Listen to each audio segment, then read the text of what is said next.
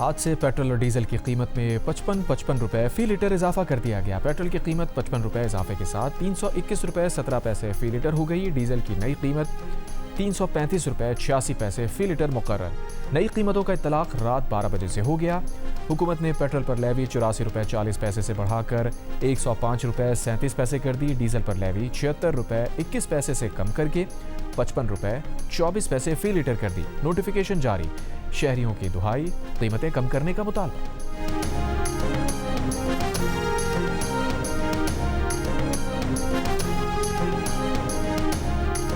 हमारे लोगों की क्या तनख्वाह है? हम पेट्रोल डालेंगे या खाएंगे या खाना खाएंगे? खुदारा इस पे कोई गौर किया जाए, कम से कम पेट्रोल तो कंट्रोल में रख सकते हैं। गवर्नमेंट का तो काम नहीं है, ये तो पूरी दुनिया में हुआ है ना। घर के जो हालात है वो भी इतने टफ हुए पड़े हैं। बमिंग वहाँ पे हो रही है और ये गरीब आवाम के ऊपर यहाँ पे ये बम गिरा रहे हैं। पेट्रोल की सूरत में इन्होंने गिराया है। 1 महीना 2 महीने हम बर्दाश्त कर लेंगे, लेकिन ऐसा ना हो कि ये पूरा साल इस तरह चले। सबसे ज्यादा गरीब मुतासिर होगा, हर चीज महंगी हो जाएगी। क्या है जी, बुरा हाल किया हुआ है, समझ से बाहर है। एकदम से बम फोड़ा इन्होंने, पता नहीं क्या करना है। लड़ाई तो ईरान में हमारा क्या गुनाह है, लेकिन ये हुकूमत को चाहिए अवाम को तो रिलीफ दे। गरीब आदमी है, छोटे तबके के लोग हैं, उनके बारे में सोचना चाहिए। वज़ीर पेट्रोलियम अली परवेज़ मलिक ने कहा है कि जैसे ही मामलात बेहतर होंगे इसी फुर्ती के साथ कीमतें कम करेंगे। हफ्तावार कीमतों का जायजा लेंगे। पेट्रोलियम मसनूआत की कीमतों में इजाफे का फैसला मजबूरी में किया। जिन लोगों ने पेट्रोल की फरोख्त रोक कर मुनाफाखोरी की उनके खिलाफ कार्रवाई होगी। पाकिस्तान ने सूरत हाल के मुताबिक अपने ज़खायर को बढ़ा लिया था। आबनाए हुर्मुज़ का रास्ता बंद होने के बाद सऊदी अरब की दूसरी बंदरगाहों से तेल लाया जा रहा है। PNSE के 2 जहाज सऊदी अरब के दूसरे रास्तों से तेल पाकिस्तान ला रहे हैं। सऊदी आरामको ने कहा कि पाकिस्तान बड़ा बहरी जहाज भी भेजे तो उस पर भी तेल भिजवाएंगे। वज़ीर ख़ज़ाना मोहम्मद औरंगज़ेब ने कहा कि हमारे पास ज़खायर मौजूद हैं, किसी खौफ व हिरास की ज़रूरत नहीं। जो मंजरनामा है उसके मुताबिक प्लानिंग करेंगे।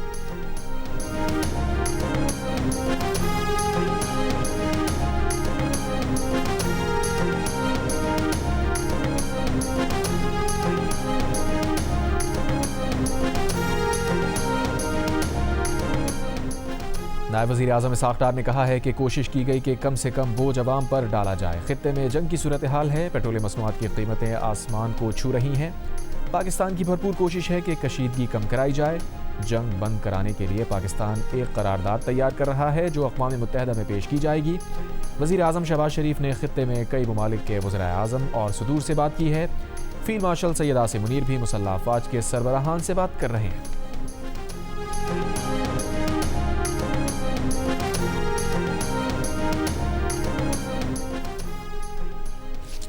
अब तक 43 ईरानी बहरी जहाज़ों को नुकसान पहुंचाया या तबाह किया जा चुका। अमरीकी सेंट्रल कमांड का दावा, कहा अब तक ईरान में 3000 से ज़ायद अहदाफ को निशाना बनाया गया। ईरानी पासदारान इनकलाब का अमरीकी सदर ट्रंप को चैलेंज, कहा हिम्मत है तो अमरीकी जंगी जहाज़ों से आबनाए हुर्मुज़ में तेल बरदार जहाज़ों को सिक्योरिटी देकर दिखाएं।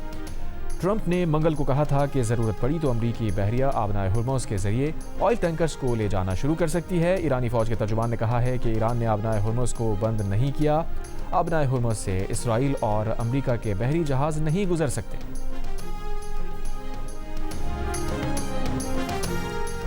बरतानवी वज़ीर आज़म और सऊदी वली अहद मोहम्मद बिन सलमान का राबता। दोनों रहनुमाओं ने शहरियों की हिफाजत के लिए इंटेलिजेंस ताउन बढ़ाने पर गुफ्तगू की। दूसरी जानिब सऊदी हुकाम ने कशीदगी में कमी के लिए ईरान के साथ सिफारती बैक चैनल राबते बढ़ा दिए। ब्लूमबर्ग की रिपोर्ट में कहा गया है कि यूरोपीय हुकाम के मुताबिक सऊदी अरब ईरान से बैक चैनल राबतों में मसरूफ़ है। मुतअद्दिद यूरोपीय और मशरक़ी वस्ता के ममालिक भी सऊदी कोशिशों की हिमायत कर रहे हैं।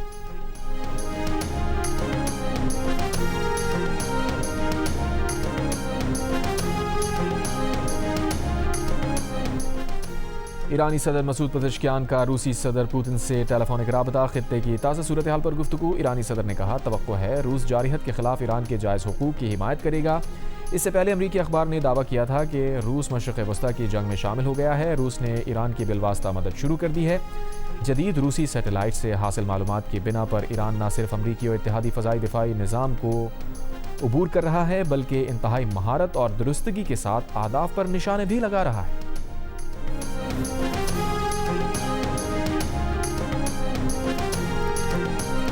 खलीजी जंग 8वें रोज़ में दाखिल। तेहरान पर वसी पैमाने पर हमले। आज़ादी टावर के करीब अमरीका और इसराइल की बमबारी। कई इमारतें तबाह। धुएं के बादल।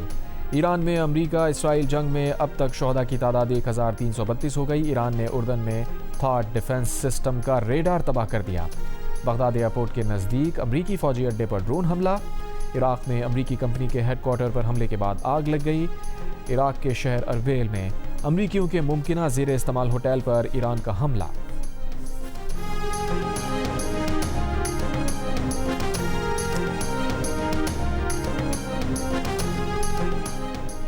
लबनानी शहर अल-क़ोज़ा में इसराइली हमले में अक़वाम मुत्तहिदा के अमन फोर्स के 3 एहलकार ज़ख्मी।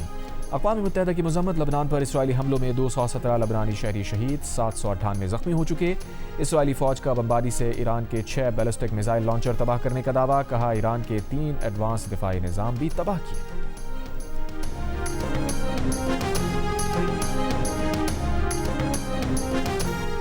खलीजी मुल्क की एयरलाइन का आज से फ़्लाइट ऑपरेशन जुज़वी बहाल करने का ऐलान। परवाज़ें दोहा एयरपोर्ट से लंदन, पेरिस, मैड्रिड, रोम, फ्रैंकफर्ट रवाना होंगी। दोहा एयरपोर्ट से परवाज़ें 7 दिन बाद दोबारा शुरू हो रही हैं। वज़ीर ख़ज़ाना KP मुज़म्मिल असलम ने कहा है कि पेट्रोलियम मसनूआत की कीमतों में इजाफा मुश्किलात का पहाड़ खड़ा करेगा। मुल्क में पहले ही 45% गुर्बत और 21 साल की बुलंद तरीन बेरोज़गारी है। अभी आलमी मार्केट में तेल कीमत $80 फ़ी बैरल पर है।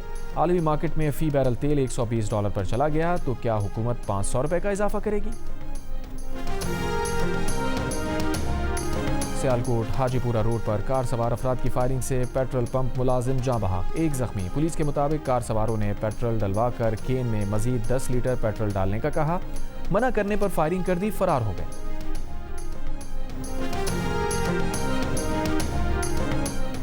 अमरीकी वज़ीर ख़ज़ाना स्कॉट बेसन ने कहा है कि रूसी तेल से मुताल्लिक़ मज़ीद पाबंदियाँ ख़त्म की जा सकती हैं। पहले ही समंदर में रुके रूसी खाम तेल की भारत को फ़रोख्त के लिए 30 रोज़ा रियायत दी है। कराची के मलीर मेमनकोट के करीब गाड़ी नदी में गिर गई, 2 अफराद जाँ बहक, 3 ज़ख्मी। ज़ख्मियों की हालत तशवीशनाक।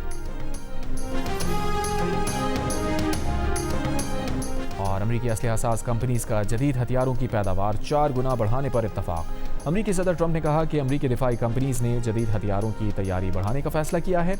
अमरीका के पास कम दर्जे के हथियारों का तकरीबन लामहदूद ज़ख़ीरा है। कम दर्जे के हथियार ईरान जंग में इस्तेमाल हो रहे हैं।